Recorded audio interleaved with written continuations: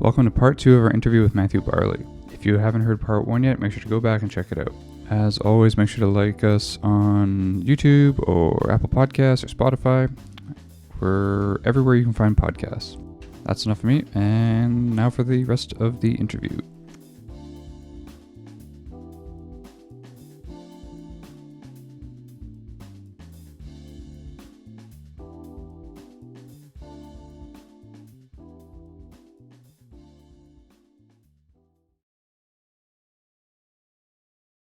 Wow. It's beautiful, isn't it? It is. It is, and very well described. I've never thought about it that way. Yeah. It's just all there. It's all packed inside. Yeah, it's a mystical idea for me. Have you any examples during either workshops or performances of maybe an unexpected impact on your audience? It's a lovely question. It's a bit of a curveball, but it's a curveball. But I can think of a few things. Yeah, I mean, actually, I'll tell you the very first one that sprung to mind is when I was working in a centre for autistic children, which is something that I'm particularly fascinated in. Autistic children on that spectrum often tend to be extremely honest and extremely spontaneous.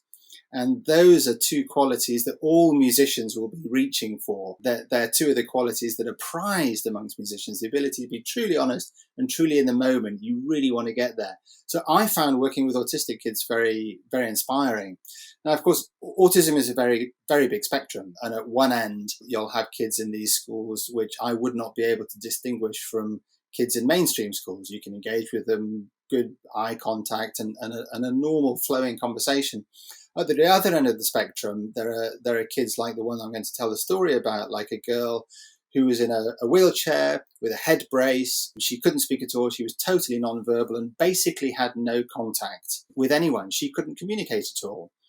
And I sat down, I put my cello right in front of her, and I put a tambourine in her hand. And she just started shaking the tambourine, apparently randomly.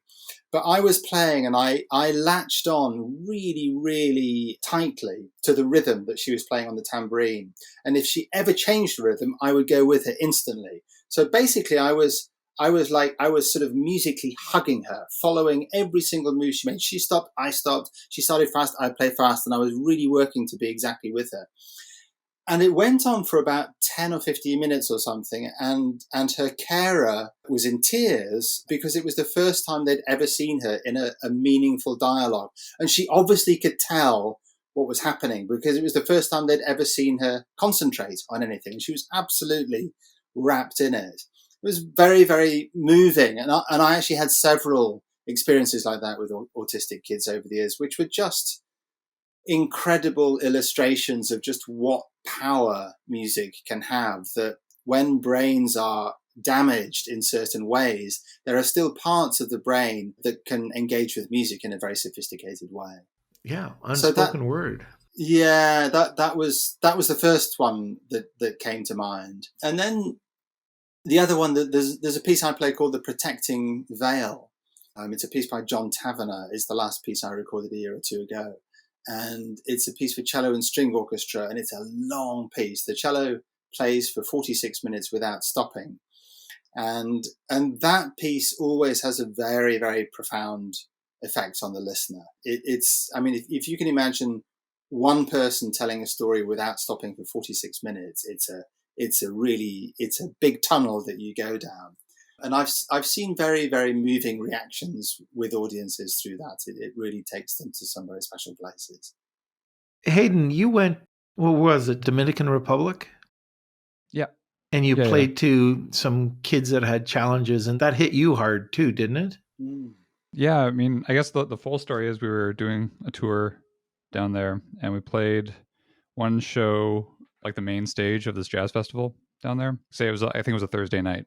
And in front of like 3,000 people. And there's like, a certain energy when you're in a area with that many people listening, like, it's like electric. And then the following day, we ended up going to this place called the Mustard Seed Foundation. And I guess their whole thing is finding kids who've been abandoned, often with cerebral palsy, because I think that's something that's common down there, is to drop kids off. Or they found one child floating in the ocean and they brought them in, and Yeah, it's serious. And so they feed them and give them a place to live. Went to the foundation and set up a concert. We were playing like, I think we definitely played Somewhere Over the Rainbow at one point, and like children's songs, and we did some like improvisation too. But going around to every single child in the room and meeting them and then playing for them, and like I remember there was who was it? I think it was John Patitucci. He was my mentor at the time. He was tuning the bass, played the first note. You see all the children like look at him.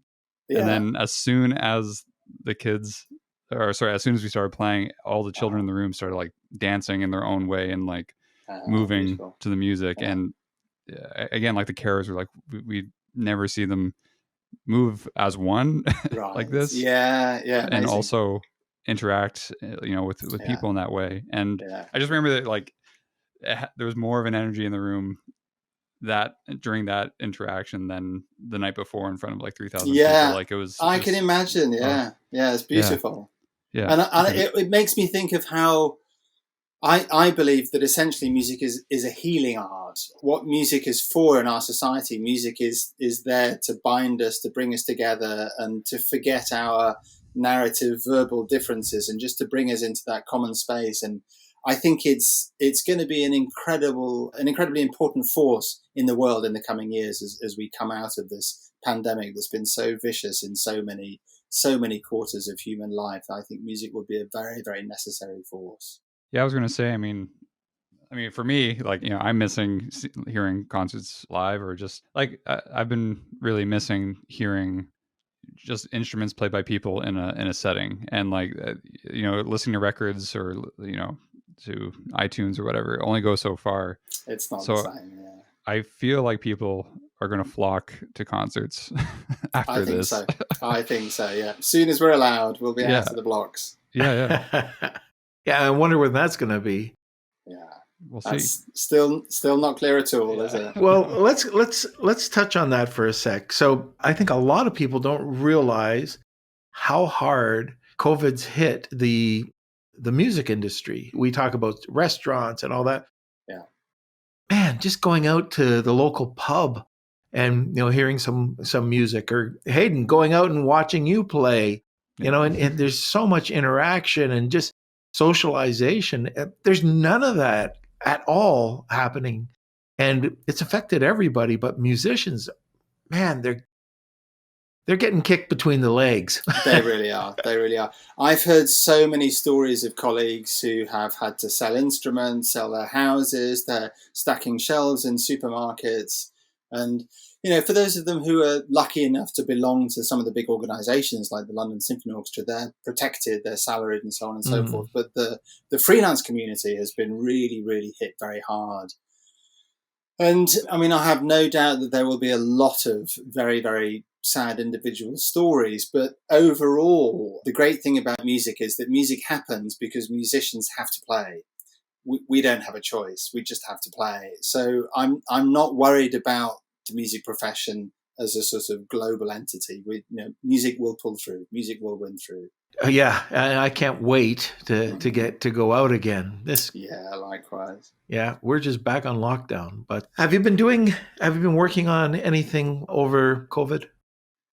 Well, when it became clear just how serious it was going to be, swathes and months of concerts were being cancelled, I decided to have an operation on my shoulder. I'd had some tendon problems that it was going to need several months out. And I thought, perfect time.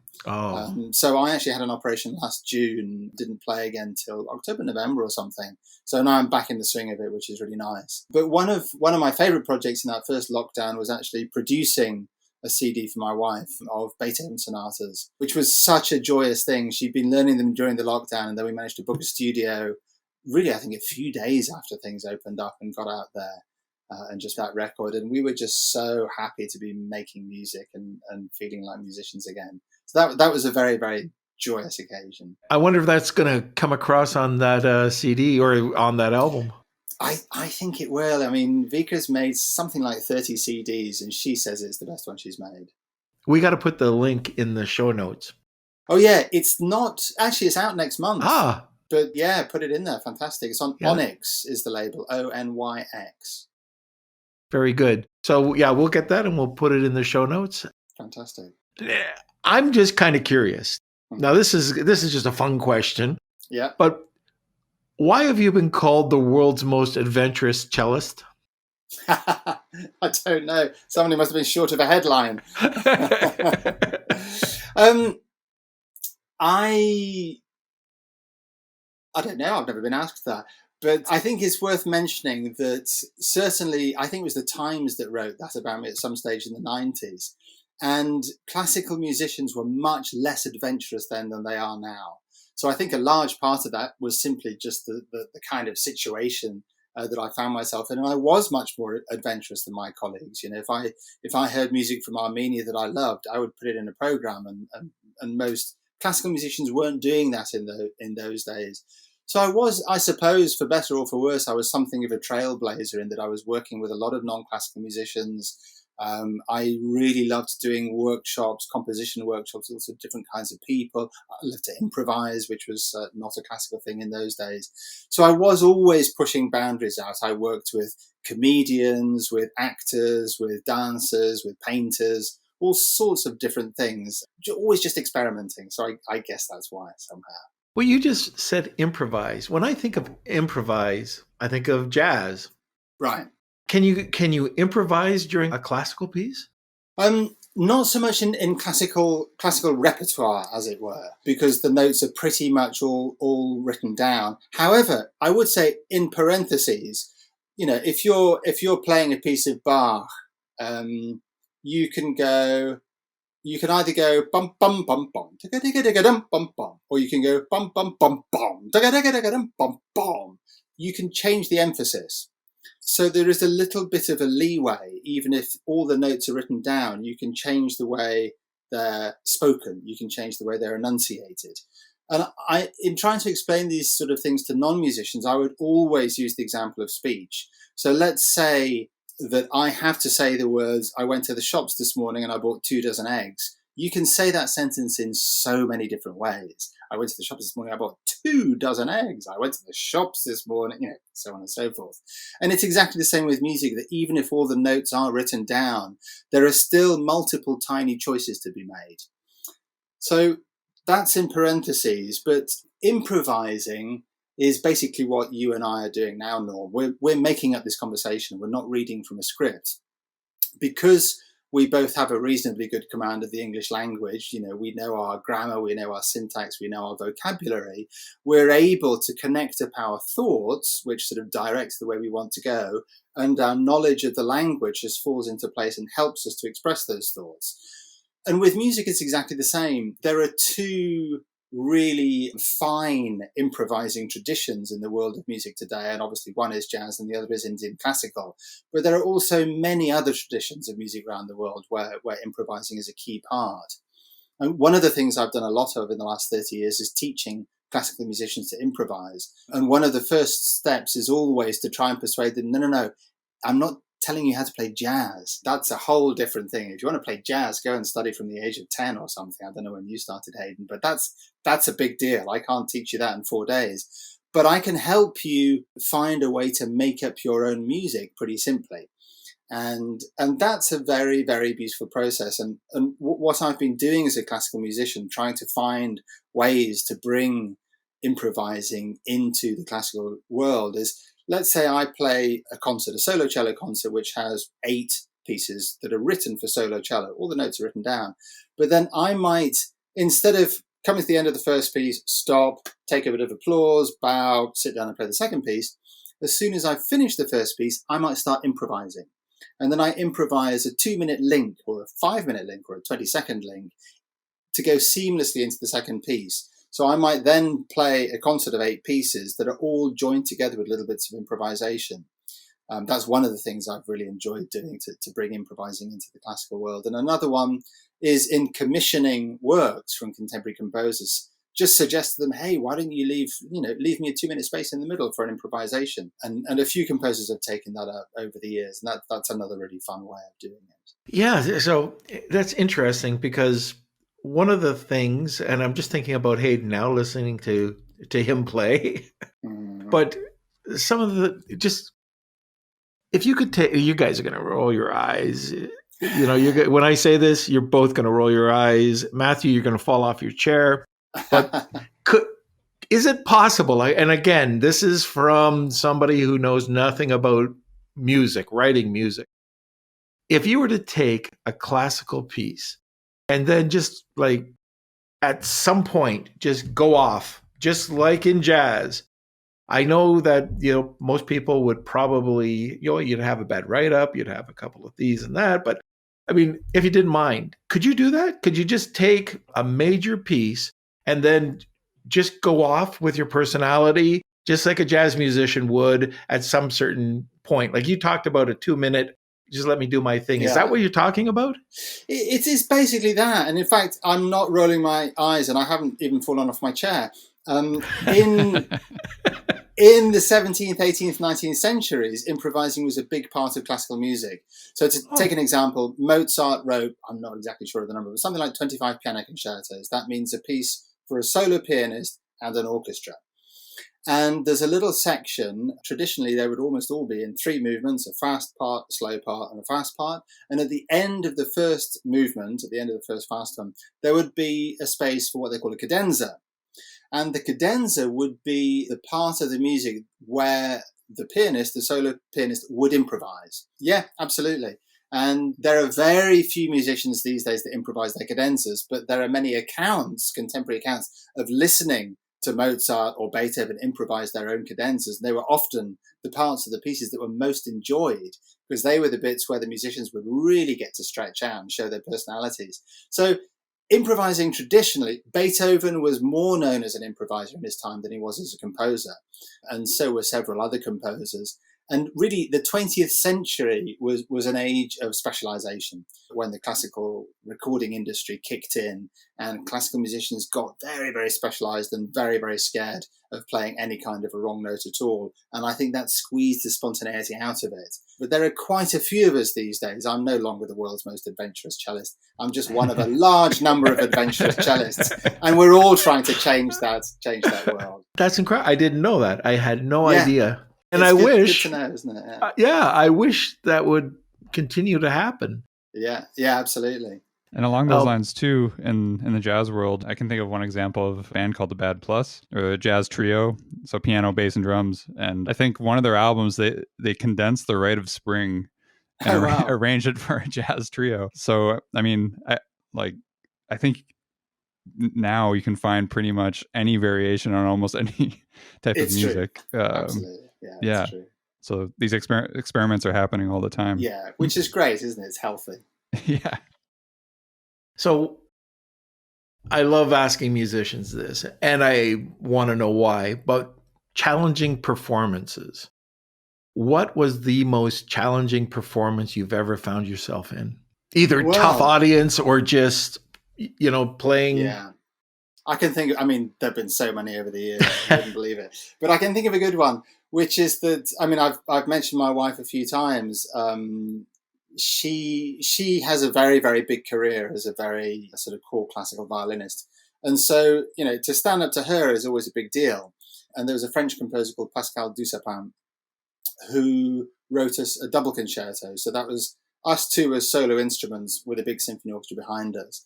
And I think we did the premiere 5 years ago, maybe in Holland, and we played it in several places around Europe. And we came to the States, played it in Seattle with the orchestra there. But we were playing with the best orchestras in the world, and I don't normally play with those guys. They're like the Rolls Royces of orchestras. And to stand up on that stage with those kinds of orchestras like the Leipzig Gewandhaus or the Paris National or the London Philharmonic, next to my wife, and play this piece that was written specially for us, where we were placed as equal soloists together, and an unbelievably difficult piece. Me and my wife, we basically put aside 4 or 5 months in the diary where we did nothing else except learn this new piece, and it was astonishingly challenging. And I remember just how nervous I was before those concerts, but it was just the right kind of nerves where that you're about to do something terrifying, but you just put in so much work that you've pretty much got it covered. I think that's probably really one of the biggest challenges I've ever had, but it was very, very exciting as well. And then it's pulled off and it looks like it was so simple. to everybody in the audience. That's Correct? what they said. Yeah. Yeah. So what's next for you? Well, actually, what's next is tomorrow. I'm going to a little college. It's a place called Hawkwood College with some very, very fine Indian musicians. I love working with Indian musicians, and we're just recording a music video. In the terms of the current lockdown in England, music for television and film is still allowed to take place. So we're allowed to do this. We're all doing COVID tests in the morning and so on and so forth, and then we'll have this little bubble in this place. So that's the very next thing, which I'm really looking forward to, because Indian music is very, very close to my heart. Yeah, Hayden's going to know what I'm going to say now. Right, Hayden? Yep. Yeah. So, whenever we talk about Indian musicians, I always just let people know that Hayden used to he went over to teach in India for a little while. Yeah. Nice. So, Whereabouts? They said this on the podcast. yeah, we've it's one of those things. It's an achievement. It's a proud dad. Oh, thanks, Dad. Which city were you in, or which place were you in? I was in New Delhi teaching at the Delhi. Global Music Institute. Wow, over fantastic. there. Yeah. Good memories? Yeah, mostly. Okay. I was supposed to be there for like a 3-month term, but I ended up getting really sick and had to come back around the 2-month mark. But it's a pretty crazy place, isn't it? It was amazing. I definitely want to go back whenever things open up, or if I can, find a way back over there. Yeah. Definitely one of my favorite travel experiences. Fantastic. On the whole. Yeah, lovely. But wasn't it, you wanted to learn more about Indian music too? You were over there teaching jazz, but you were interested in learning more from that side of it too as well, Hayden, right? Yeah, I mean, I've always had an interest in it, and I've worked on several projects that have involved, rhythms or brought in elements from Indian music. So I wasn't studying with anyone formally, but I went out to a few concerts and checked out some North Indian classical music. And again, like, it was so special to see that in context of exactly of the culture and everything. Yeah, very exciting. Oh, and Matthew, have you done a lot of work in those types of situations, or like? Yeah, I mean, what's your background? I have the dubious distinction of being the shortest ever employee of the London Symphony Orchestra. I was offered the job of co-principal cello in '98, I think, and I accepted the job, which was very prestigious. But also my solo career was taking off at the same time, and I did say to the orchestra when they offered the job, I said, "Look, things are kind of taking off. I don't know how long I'll be able to do this for." And they said, "No problem, just come and take the job, and we'll see what happens." But 3 weeks into the job, I got a call from the South Bank Centre, which is where the venue of the Royal Festival Hall is, which is our biggest venue, second biggest. The Royal Albert Hall, I guess, is the biggest one, but it's 3,000 seats. It's a big deal to play there. And they said, "Would you come and play a solo item with Amjad Ali Khan?" And Amjad Ali Khan is a sarod player. He's probably the greatest living Indian musician, I would think. And this one date in the Royal Festival Hall clashed with a world tour of the London Symphony Orchestra. Oh, so no. I just said, "Sorry, guys, I'm really going to have to just, leave the orchestra and go and play with Amjad." And the concert was amazing. We just had such a good time. We went on to do quite a lot of concerts around the world. We recorded together, made some videos, played in Australia, New Zealand, around Europe. And it was a big deal for me. I learned an awful lot from him. And there's a nice story associated with that, because, of course, we had to meet before we played this concert in London, but we were comparing our diaries and we were just never in the same country. So then I said, "Well, hey, look, I've got this tour in Australia in a couple of months' time. Why don't I just stop by in Delhi on the way home?" I didn't really think very carefully when I said that. Travel-wise, it's a little bit more complicated than just stop by in Delhi on the way home. I was zigzagging around the middle of Asia on aeroplanes. And I remember arriving at the Imperial Hotel in New Delhi at about 6 a.m. or something. I had to get to Amjad's house for 8 o'clock. And I hadn't done a huge amount of preparation about who Amjad was. I knew the name. I knew he was a very famous musician and so on. But I arrived at his house, 8 o'clock, a little bit bleary-eyed, hardly even knew what day of the week it was. And I remember one of his servants showed me into this waiting room. And I was sitting in this waiting room and I saw pictures of Amjad with Yehudi Menuhin, with Pandit Nehru, with Princess Diana and Prince Charles. And I started thinking, my God, what, I haven't even slept all night. What am I doing here? And he was very kind of noble and grand, but extremely charming. And we spent a very, very happy day making music together. And we just hit it off really, really well from the very beginning. And that opened a huge door for me. It was one of those moments. Had I said no to that concert, which probably would have been the sensible thing to do because I had a whole salary and a very, very good position in an orchestra lined up for myself. But my instinct was just like, no, that's the place to go. It was a good decision. Oh, boy. That was a tough decision. Well, funnily enough, it wasn't. I mean, that's an interesting question about tough decisions. I've always found the really big decisions in life have been the very easy ones to make. I didn't think twice about that. Whereas small decisions sometimes really, really stumped me. I remember when my daughter was born in 97, and my wife's waters broke. We had everything ready to go to the hospital because we knew it was sort of any day now. And she kind of leapt out of bed and she was down by the front door. And I was literally standing in the bedroom going, which T-shirt shall I wear? I don't know which T-shirt to wear. And my wife's downstairs saying, Matthew, and I go, which honest. So that kind of decision I find much harder, to be honest. What T-shirt to wear? What T-shirt? Oh, yeah. Boy. I nailed it in the end. It was a light blue one. It was good. Perfect. Yeah. So I wanted to hear a bit more about struggles. We talk a lot on this podcast about tough struggles that lead to success. So could you let me know, or I'd like to discuss with you, maybe one of the tougher struggles you had, if not the toughest struggle you've had, and what you learned from it, and what you learned from it, and how you got around it? Okay. How long have you got? I'm open. There we go. So I think, struggling with stage fright was a relatively big one, but I kind of got over that fairly quickly. I'd say the biggest struggle I've had is physically with my body. I used to get extremely tight, and I didn't know why I was getting so tight when I played. And then I went on a very big journey following a skiing accident, maybe 13 years ago or something, where I damaged my left shoulder. I saw 16 doctors in 6 different countries to try and fix this, and literally nobody could fix it. And in the end, I just thought, okay, that's it. I'm never going to play the cello again. And I went through a major, major sort of internal crisis. Who am I if I don't play the cello, and so on and so forth. And then I managed to get out of that by thinking, okay, let's get a bit of perspective on this. We have money.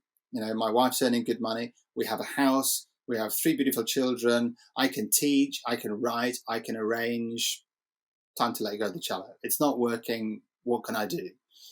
And it's funny the way things happen, because the next day I had a little brainwave, maybe because of the space I'd created internally by actually letting go of something. Because when you desperately want something, it's a very psychically tight place to occupy. So I gave up that idea. I really relaxed. And then suddenly I thought, hey, Wimbledon, Wimbledon's in London. They've got to know more about shoulders than anywhere else in the world. So I just called up Wimbledon and basically blanked my way in to see their top shoulder guy. He had a look at all my MRIs and x-rays and everything. And he said, okay, I think you just need a really good physiotherapist. And my heart sank, because I've been to physiotherapists all over the place. And he said, no, there's a woman that I'm currently sitting on the Olympic physiotherapy committee with. So she was obviously good pedigree. A woman called Joanne Elphinston in Cardiff. Go and see her. Well, okay, I don't really have any other options. So I went off to see her, and she put me back together again. While I was working with her, I learned that I have Ehlers-Danlos syndrome, which is basically hypermobility. It means I'm extremely bendy. I used to do an awful lot of yoga because I found it so easy to put myself in all those crazy positions. And one of the first things Joe said was, you need to stop yoga. If you're super bendy to begin with, it can be one of the worst things you can do for your body. So she put me on a diet of Pilates, weightlifting, strengthening the core, and so on. But that was an enormous journey with my body. And during the next 10 years or so, I worked incredibly hard at understanding the way I needed to play the cello and compensate for having this Ehlers-Danlos syndrome, because it's not just being hypermobile. One of the things it does is it means that, so proprioception is how we understand where our body is in space. And the way that works is, as I bend my fingers on my hand, every one of those joints is sending a little message to my brain, instructing my brain exactly how I've adjusted my position in space. So that even with my eyes closed, I can still clap my hands because I know what's happening. If you have Ehlers-Danlos syndrome, the message system from the joints to the brain is slightly impaired. So that means that on a cello, where you don't have frets like you do on a guitar and you have to just find the note, that proprioception is of vital importance. And understanding that was a very, very big thing for me, because basically every time I had tried to find a new note, I got tense because I didn't really quite know where my body was in space, and I wasn't quite sure if I would hit the right note. So I had to go through this enormous journey of retraining myself, and I would instruct my body as though I was teaching a kid how to ride a bike. And it was so painstaking. I mean, it took years to learn a completely new way of playing. And while that was happening, I was dealing with quite a lot of pain still in the left shoulder. And 1 year and 3 months ago, the pain started to get quite a lot worse. And that's when I started going to doctors, having MRIs and looking into things, and discovered that 3 of the tendons around my shoulder had actually torn almost half the way through some of them. And that's the operation that I was referring to a while ago. They said, you're going to have to get this done one day, because if you just carry on, eventually they will just snap. And so this year has been about putting myself back together again following that operation. And it's been a huge struggle. I'm now 55, so recovering from operations is slower than were I 25. And because tendons are basically made of collagen, and that's what people with Ehlers-Danlos syndrome don't have enough of, it's been very hard to rebuild those tendons. I'm working very closely with different physiotherapists to try and bring it all back. And I'm playing now about an hour a day. And I've had to relearn again another whole new layer to protect this shoulder. I don't yet know exactly how well I'll be able to play again. This is still up for grabs. And I don't know if I'll be able to play sort of classically to the same degree I have done before. And I've been through really, really tough moments over the last year of just thinking, is this the end? Is this the end of my career? Am I done now? Do I have to take a different direction? I think the worst is behind me, because I now know that I can play a little bit. And I've basically decided if I can't bring myself back to that really, really classical playing, I have a project I know I'm going to do. And it's a project that involves creating my own music with electronics and the cello, where I'll be able to control just how much I play. I won't need to play for 3 hours non-stop. And that's the one area of playing that I've never really got into, is putting myself out there as a composer and a creator.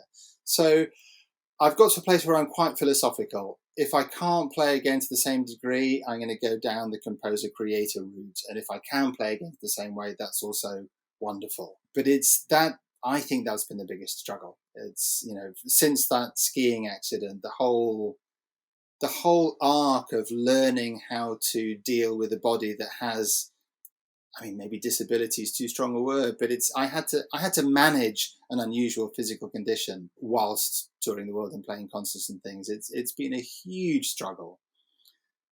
And I think the only thing I would add to that is that I really do believe in struggle as an essential component of the human condition. That as human beings, it's how we engage with the struggles in our life that create the human beings that we're able to become. And one of my favourite quotes, it's from a book by Patrick White, an Australian novelist, in a book called Voss. I can't remember it word for word, but basically what he says is, nobody ever learned anything from success. Real human character is forged in the crucible of failure.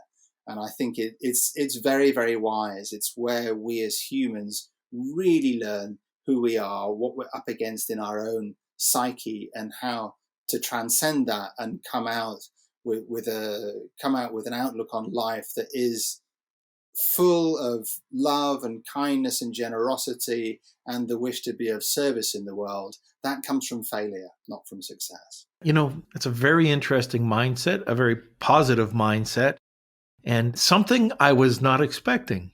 Okay. So, yes, well,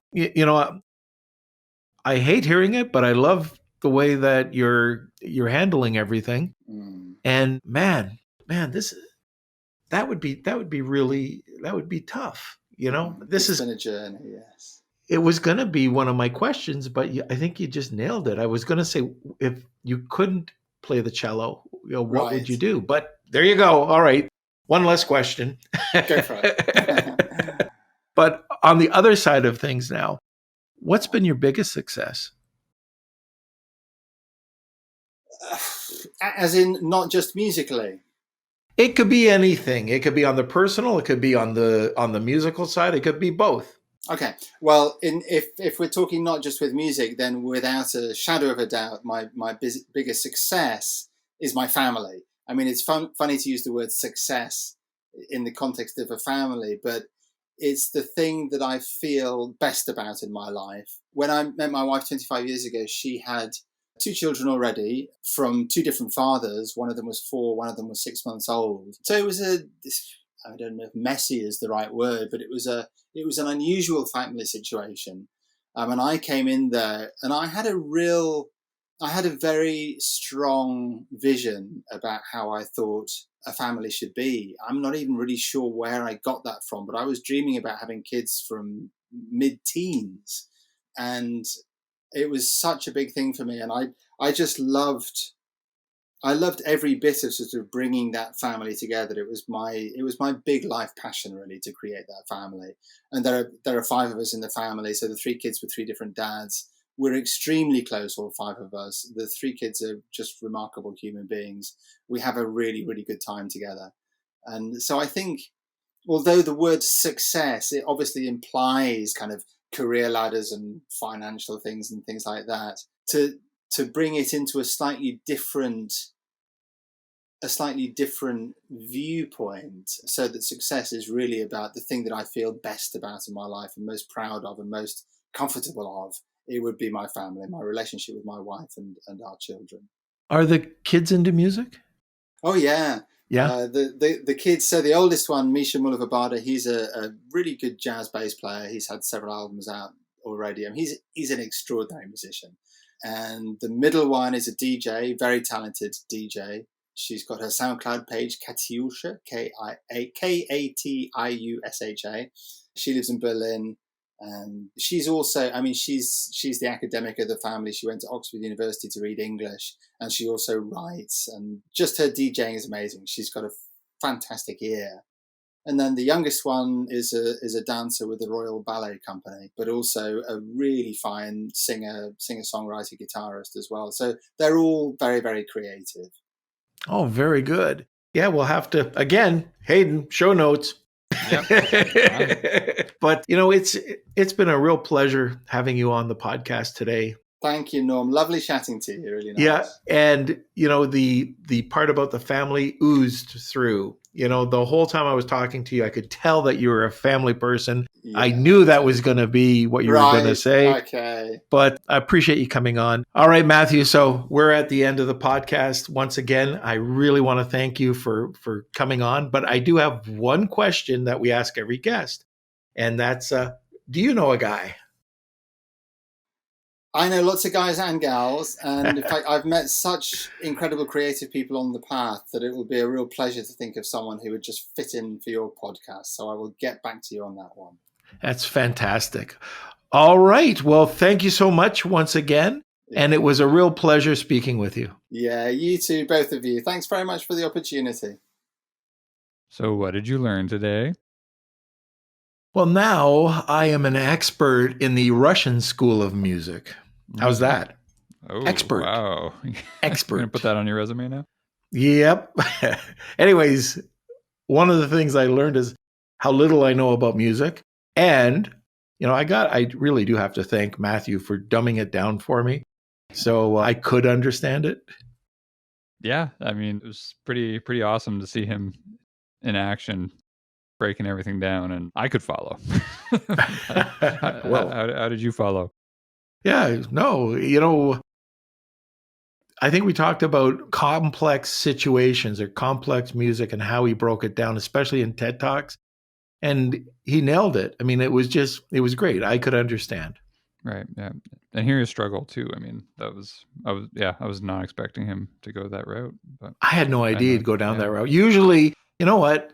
A lot of times when you're doing the podcast, when you're doing your research, you kind of know where the person's going to go. But yeah, that was left field. Yeah, definitely. Well, I guess that wraps up the episode, doesn't it? It does, sir. Mm-hmm.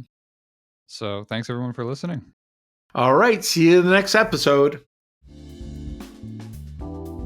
All right. Up next week, we have John Moser. John's one of those guys who's kind of done everything.